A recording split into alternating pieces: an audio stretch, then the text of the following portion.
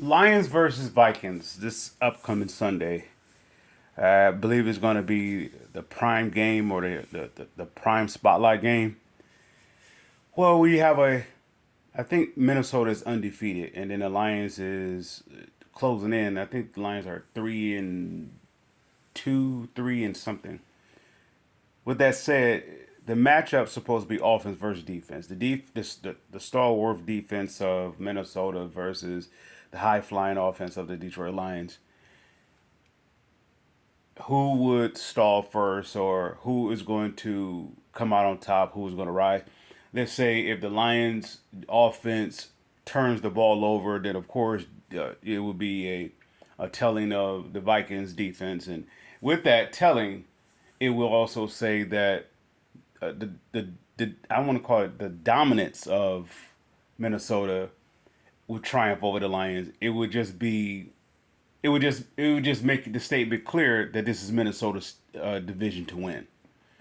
All right. With that said, here's my prediction of the game. The Lions are going to lose this game. Reason for two reasons: because they was arrogant against the Dallas Cowboys. Did they take what was given? Yeah, they took what was given. Yet they it's like they can you repeat the same. Well, if you're not the SOL, let's go here. If you're not the SOL Lions, you can demonstrate the same impact, maybe not the same outcome. You may not be able to trash Minnesota, but you will be able to showcase the self same competence, competitiveness, just downright.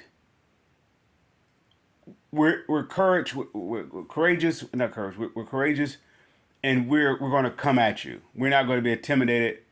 We're going to come into your house, and we're going to actually be disruptive. They can. I don't know if they can duplicate that 2 weeks in a row.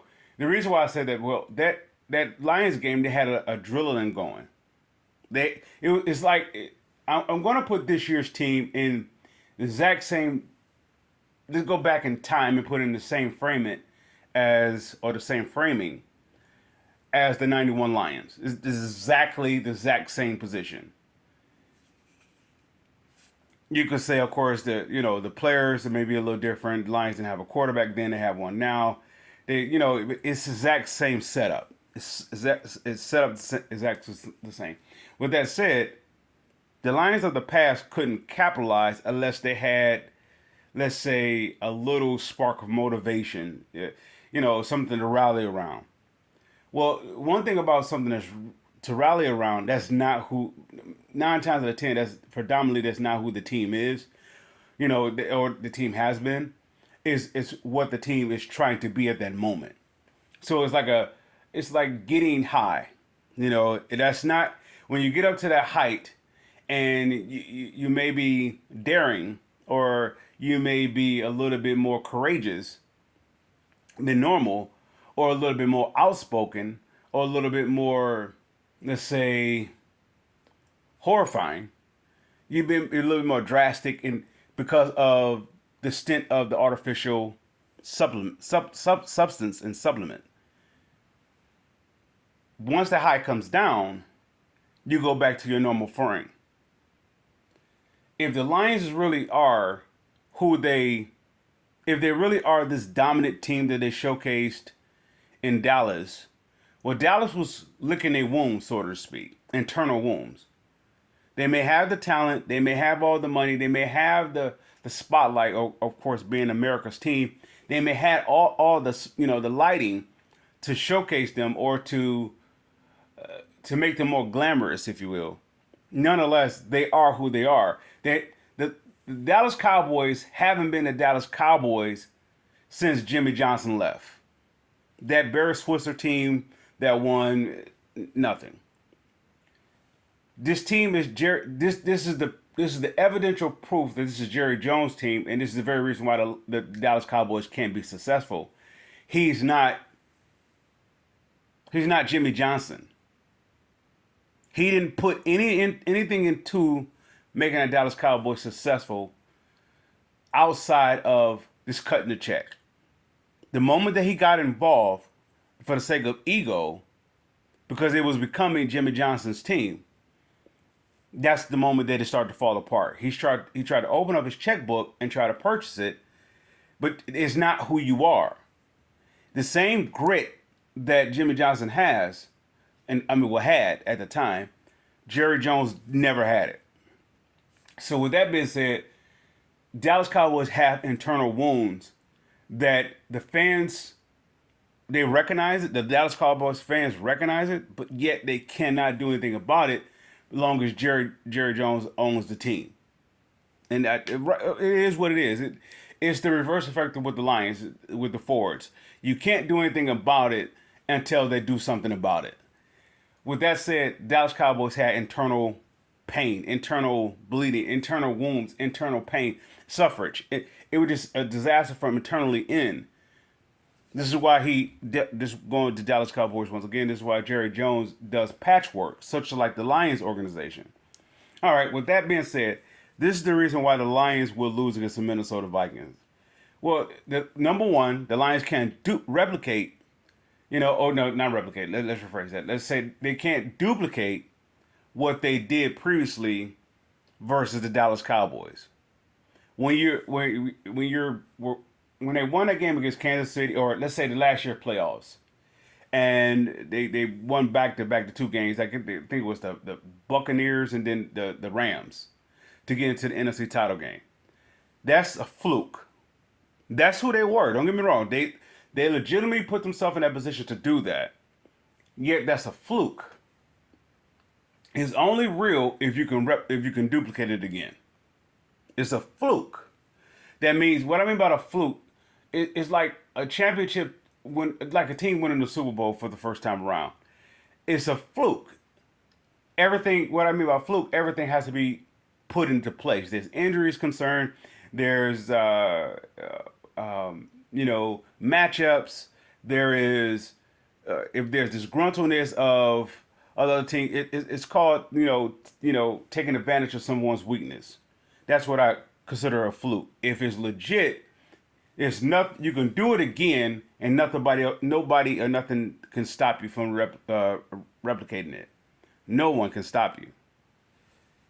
So, with that said, the drilling that the Lions had before Hudson injury in the Dallas game, that's done. Now the Lions comes down from the high, and what's sitting in is Hutchinson now is hurt.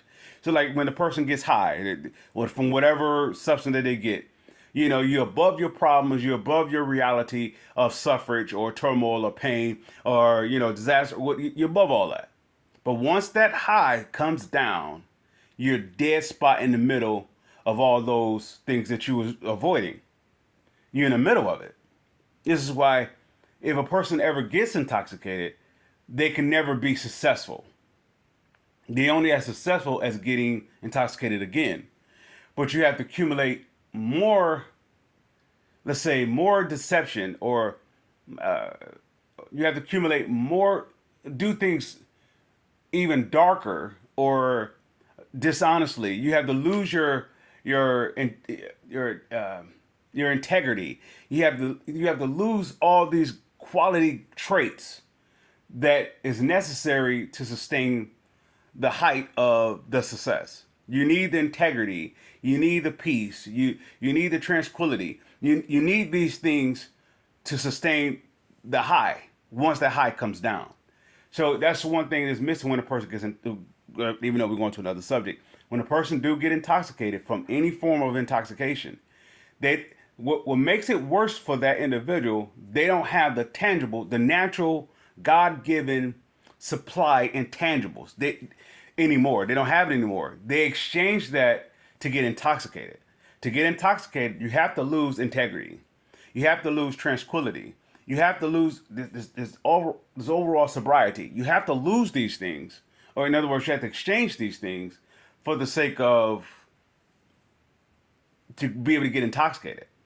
That's why you have to be so low to get intoxicated. Whether it's talking about pressure, a peer pressure, whether you're talking about generational influence or generational curses, whether you're talking about this or that, you have to get influenced by those things. Have to bring you down to a place that's so low that you say you're hopeless. But that is a complete lie. Why? Because drugs or intoxication didn't create you. Money didn't create you. Let's say fame, fortune, notoriety, or popularity. None of those things created you. There was a true living God created you. There's a true living, loving God that created you. And within that living, loving God that created you, he gave you his intangibles. And within those intangibles, you're able to succumb over any adversity that comes your way. With that said, the Lions is coming down from their high from the last week's game. Let's say it this way: if the Lions are legit, in other words, internally, it was built the right way. That means Dan Campbell didn't have no shrewd, deceptible, or deceptional tactics that he was implementing into that team to make them to get them to the place where they are.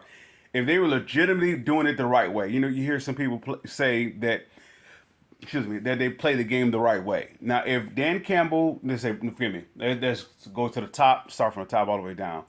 If Sheila Ford Hamp, Brad Holmes, Dan Campbell, if those three kept their integrity, kept their sobriety, and kept their tranquility, right? If they didn't mortgage those things for success, then the Lions will win this game versus Minnesota. If they didn't, everything that running up the scoreboard against Dallas is going to come to roost. They're going to pay for that. They're going to pay for that. Not that Minnesota is that better of a team, is that the Lions will come out of character because that never was their character. If they are legit as they are, then it is essentially the next man up. Somebody may say they can't replace Hutchinson. That if you are that team, Hutchinson is a piece to that puzzle.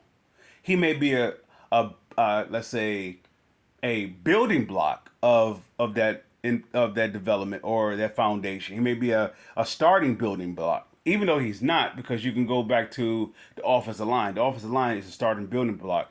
They built off of that by bringing in Hutchinson. So Hutchinson can be replaceable, not what he does as an individual, as a collectible, tangible thing. If they are legit, if it has been built in, everything they built in up to let's say what they showcased against Dallas, and even the previous week, if they showcase what they the previous victory, that is, if those wins were legit, then they had bounced back from the Hutchinson situation. If they're not, I could see a 42-9 win going to Minnesota, 42-9, or maybe 41. It may be some offsetting number based upon let's say 2-point conversions, field goals, and maybe even a safety or such. I can see the Lions coming out of character, showing who they really are, and it's going to go back to where the Lions should address the situation. Well, let's go here. The cautious, I don't want to call it pessimistic, but the cautious fan would say, or the hostile fan would say, go all out, go do what you got to do to get Hutchinson replacement. So when Hutchinson do come back, he has a counterpart. Every dominant defense has had that. And somebody may say, where you go to the Giants when they had Lawrence Taylor, it was just Lawrence Taylor and it was everybody else. But look what they had in everybody else. The Carlton Banks, the Pepper Johnsons, they had a plethora of defensive players. Lawrence Taylor was just the exception to he was just a star. Yet that star can only last for so long. If you take out the hogs that's in front of Pepper Johnson, I'm not Pepper Johnson, Lawrence Taylor. You take out the hogs that's in front of Lawrence Taylor, you find out Lawrence Taylor is really he's good, but he's not that elite without the ones up front. So with that said, there are the caution fan that would say the Lions should go all in and get Hutchinson replacement. No, what you need to do was what they should have done, or what they was waiting for such an opportunity such as this to sort of like I don't want to say push them into making this type of decision is to go get Hutchinson some help. Well, the typicalness of how the Lions organization has ran their team, you know, even from the '91 season, their most successful '91 season, that they would put all their chips on the offensive side of the ball. Well, it's the moneymaker. I get it. People want to see points. People want to see flash and highlights. They want to see spectacular plays. This is why the Lions are doing a lot of, let's say, stuff of, was it the 80s? The flea flickers and the trick plays. They're doing a lot of that. Well, that's for the fans. Well, if I do a lot of trick plays, I don't have to pay a lot of money for my defense. If I do the trick plays right. So let's say it this way. When the Lions was back in '91, they were running the run and shoot. Barry Sanders is the trick play that the Lions is running on offense. Okay, if they had Barry Sanders, they wouldn't do none of those trick plays. Because the trick plays will get in the way of Barry Sanders. But since they don't have Barry Sanders is the equivalence of the trick play. You couldn't predict what they was going to do. You didn't see it come. You just have to deal with it as it came. And it's one of those things you can't stop it. You can't contain it. You can't stop it. You can't control it. You can't stop it. You only can hope to contain it. And that was the thing going against Barry Sanders. So the Lions did it again. Like I said, this situation of the Lions' current season, or they say not current season, since since Sheila Ford Hamp, Brad Holmes, and Dan Campbell has assumed their positions, it it's the same outlook of the '91. They're replicating that. Now, my take is that the Lions cannot get to the Super Bowl, let alone win it, without a equal defense to the offense. They're putting so much on the offense. And they have one horse. Don't get me wrong, Brian Branch is okay, Anzalone is okay, Aleem McNeil is okay.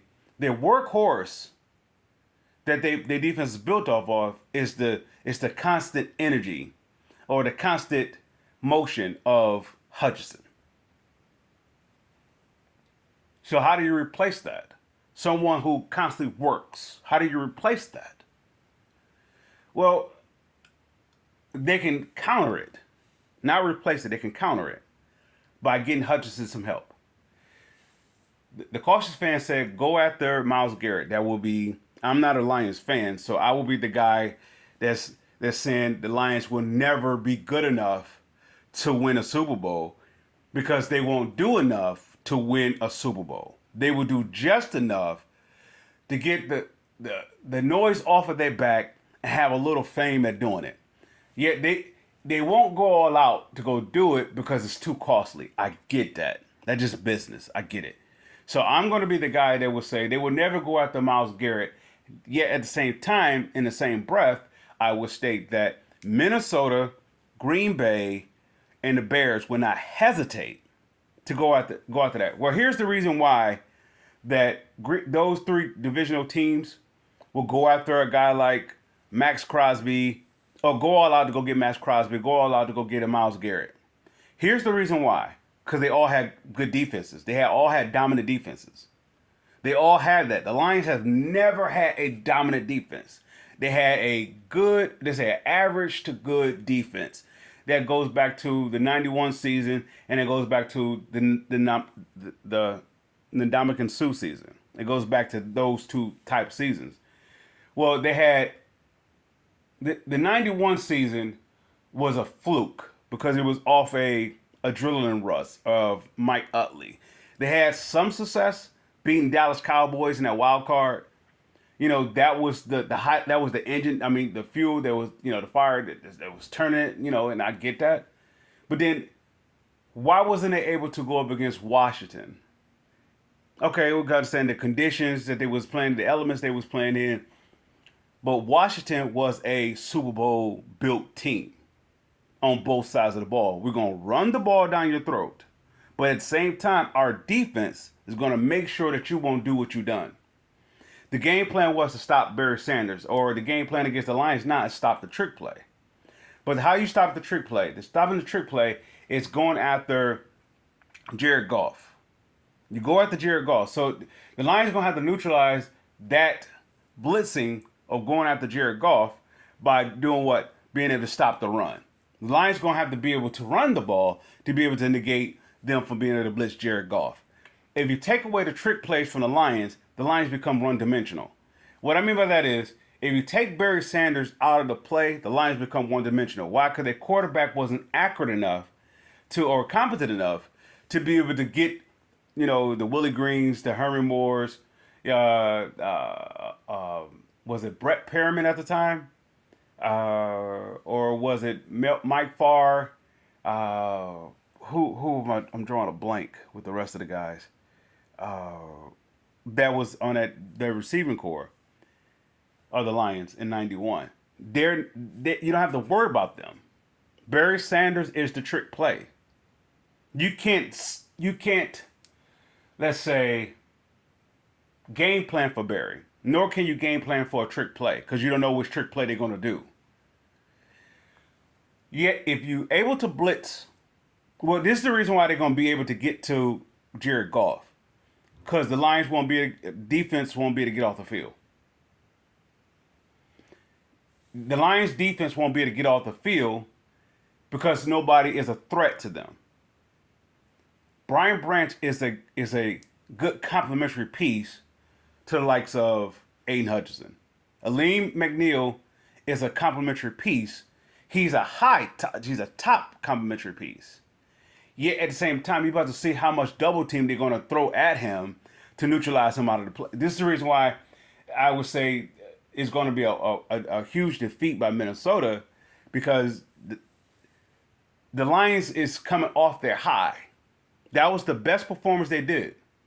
That was their best performance of the season. And somebody could say, well, they did it without Hutchinson. No, they was doing it with Hutchinson. And all they had to do, if you have that adrenaline going, it's like being hurt. And as long as you got the adrenaline going, you don't recognize that you're hurt until that adrenaline goes away, and then now the pain kicks in. But the pain has always been there. It's just something covering it. So the same thing with the Lions now.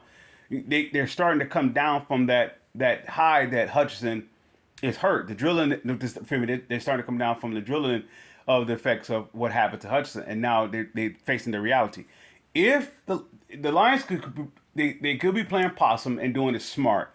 They could be coming outside of character, or the traditional cultural way of the forwards. They finally could be coming out of that by doing something innovative. They could be playing possum, if you will. What I mean by that, they could be strategically going after several players to buy time for Hutchinson to play in the Super Bowl. Here's what I'm saying. If the Lions game plan is to get to the Super Bowl, they're going to get you some not mediocre talent, yet they're going to get you some above the Davenport talent. They need the Davenport talent is like, you know how you bring in players for a preseason so your substitute players don't get hurt, because your substitute players' main objective is to make sure that your starters don't get worn out. So you have to bring some talent in that's going to be, unless they just outperform themselves, they're going to be in the sight of being cut. So I'm not saying the Carlton Davis, the Davenports, those players are those 10-day, not 10-day contract, but those guys that come in to substitute for the substitution. So the Lions, if they're going to get to the Super Bowl, they're going to have to get not those substitute players. They're going to have to get Reader type talent or better. I mean, reputation talent. They have to get where they're known names for opposing offensive coordinators. The offensive coordinators have the game plan for them. So they may not be well. Mark Davis went on to say that okay, Crosby is not involved. Well, if Tom Brady's involved with that organization, I wouldn't. I don't know. I don't know. He put me in that mind of that Danny Ainge type guy. That he wants more. That he's in a position to get more than what's reasonable, but at the same time, it's called supply and demand. So it is he's Tom Brady is that type of guy. He's a shrewd guy. He's a guy that is like he's a guy I wouldn't trust or I wouldn't want to do business with. He's a guy that I see he could stab you in the back. So with that being said, I think he hides it very well. If he's a part of the Raiders organization, he's telling them don't trade Crosby. You could trade Devontae Adams, you could trade everybody else, but don't trade him. Why I'm saying this because Tom Brady is not he's not approaching it as a player. He's approaching it as an ex-player, yet a person he's approaching as the individual who's the smartest man in the room. All the popularity of all that he's the greatest player or the greatest quarterback of all time, all that he all that is inside of his head, not that he was the 206 pick of the draft. None of that is in his head. What's in his head is that I can't fail. Even if I fail, I can't fail. So in that mindset, I can never see him as a hungry general manager. In other words, who's playing with something, who has something to lose. I no, for me, who's playing for something to win. That's what for me. That's what I replace that by saying he's not a player.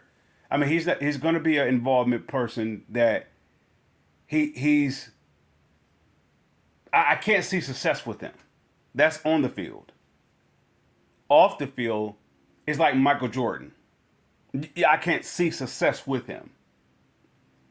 So, with that said, he's going to tell them to hold on to Max Crosby. Yet, at the same time, if the Lions were, this is hypothetical, if the Lions were to offer them, let's say, 2 firsts and let's say 2/3, right? Let's say this hypothetically. You better believe they're going to listen. You better believe they're going to listen.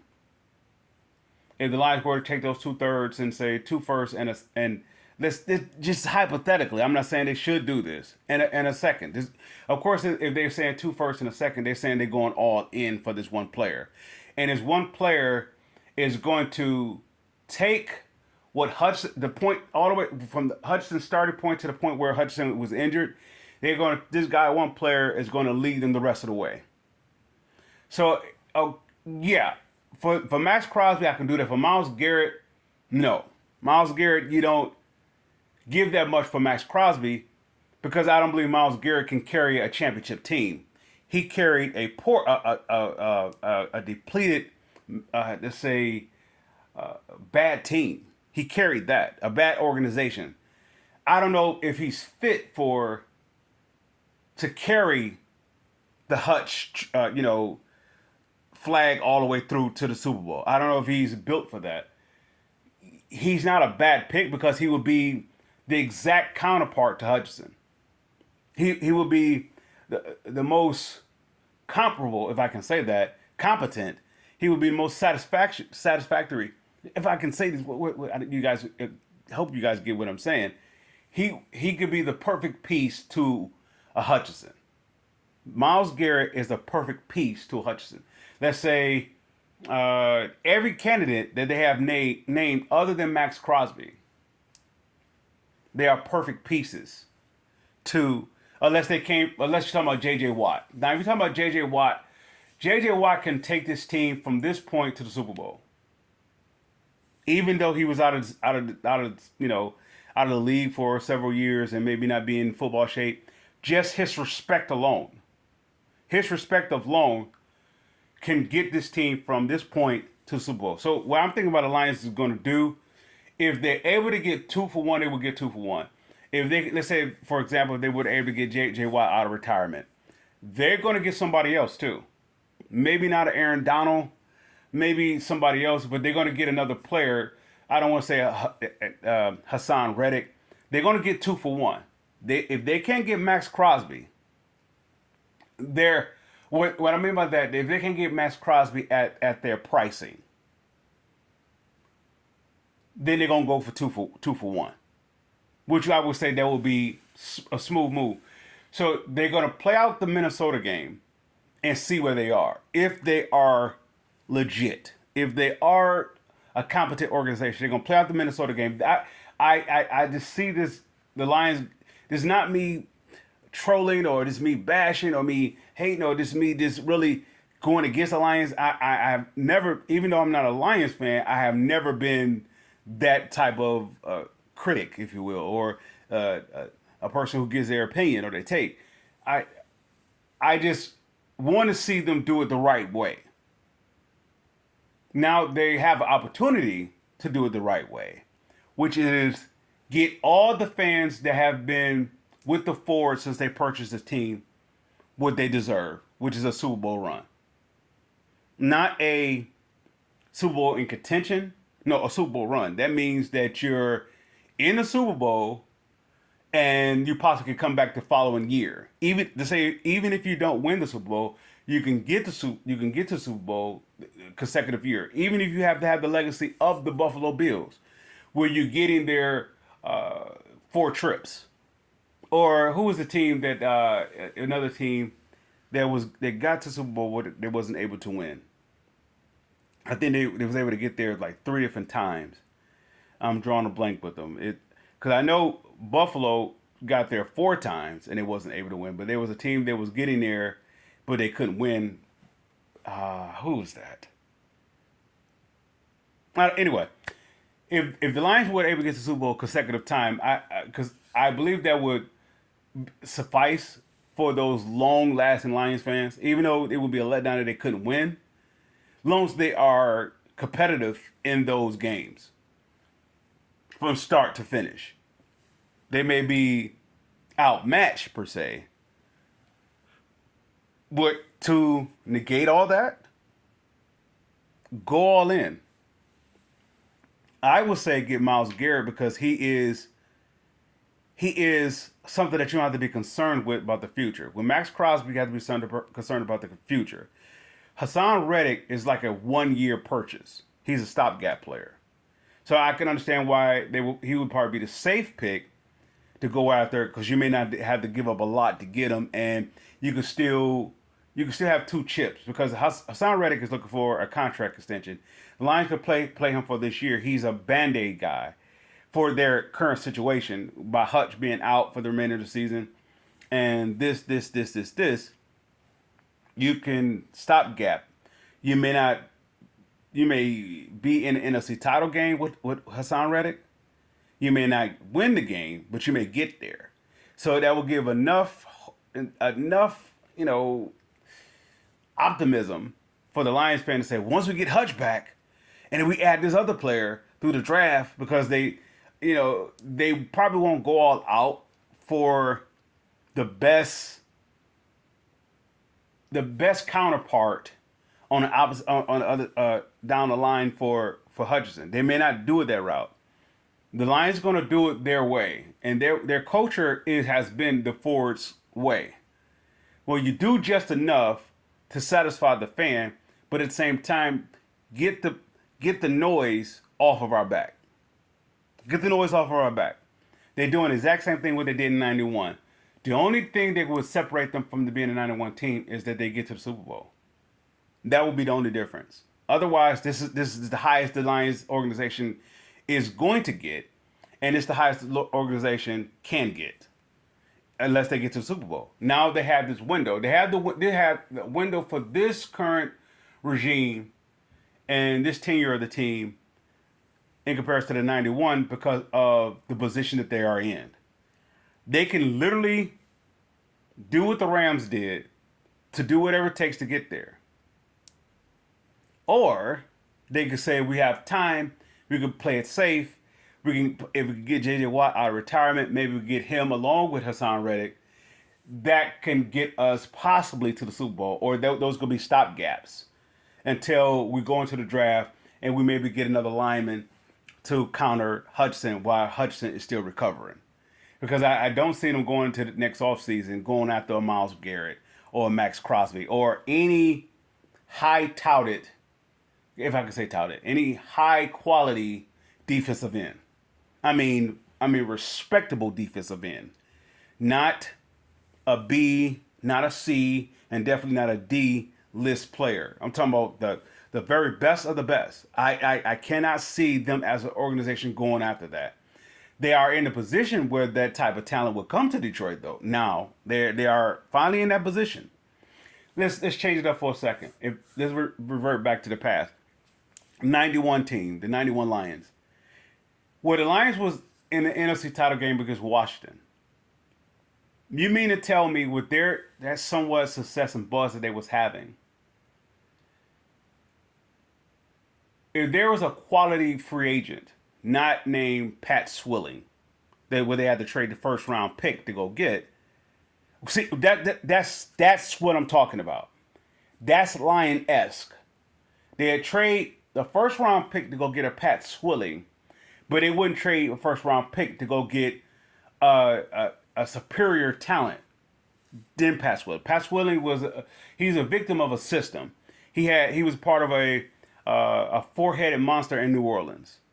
You know, with the likes of Sam Mills. I'm drawing a blank with the other two linemen, and he was part of that unit. If you take him away from that unit, it's a different deal. So the Lions would do something like that. They wouldn't send two first to go get a Myles Garrett. They'd maybe send a second to go get somebody else, a person or personnel that's part of a unit that is showcasing maybe 10 sacks in a unit. Well, only thing that person is doing their part, and everybody else is doing their part, and that's why the individual is successful. They'd go after that, but they wouldn't go out there. They gun shy. They wouldn't go after. They wouldn't do what the Rams would do. They wouldn't do what even Jerry Jones would do. Do what it takes to get to the Super Bowl. Do what it takes to win the Super Bowl. They up to this point, yeah, I understand we went off the rails several different times in this video. But you guys, you fans, whatever, you guys get what I'm saying. Even the ones that is going to listen to this content to even take some segments out to make it to their own content or maybe articles, etc. You guys know what I'm saying. If you were to keep it strictly on football and versus this is a paycheck for you, you know the Lions is in a lose-lose situation. Even though they have a window to be in a win-win situation. You know that the Lions the Lions will not do what it takes to get to the Super Bowl. If they do, they will shut up people such as myself, skeptics, if you will, or those who are part of, what is it called? The conspiracy theorists. Yeah, conspiracy theorists. You eliminate all of that, and even the labeling of being SOL. If you get to the Super Bowl, all that goes away. But the only way you're gonna get to the Super Bowl, you're gonna have to do something that you wasn't able to do and that you didn't do in '91. So what happened after '91? If they was that good of a team, they should have replicated. They should have duplicated. Yet, what happened? A domino effect. They lost Jerry Ball, which I'm going to say is Aleem McNeil. They're gonna very well lose him, right? Because you have to sign Hutch.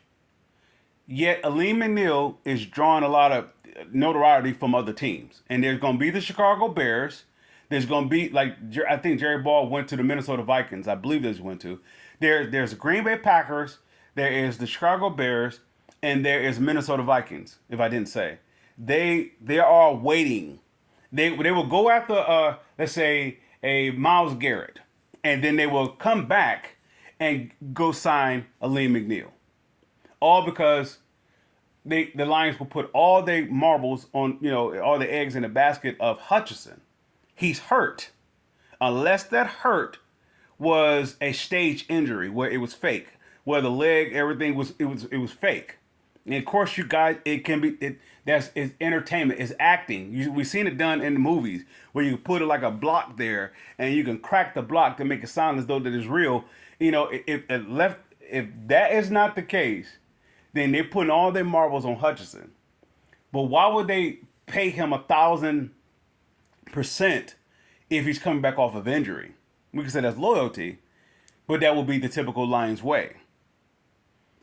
For them to get to the Super Bowl, they're going to have to go outside of the norm, which is to go up against everything that and they have to go up against the system of being business.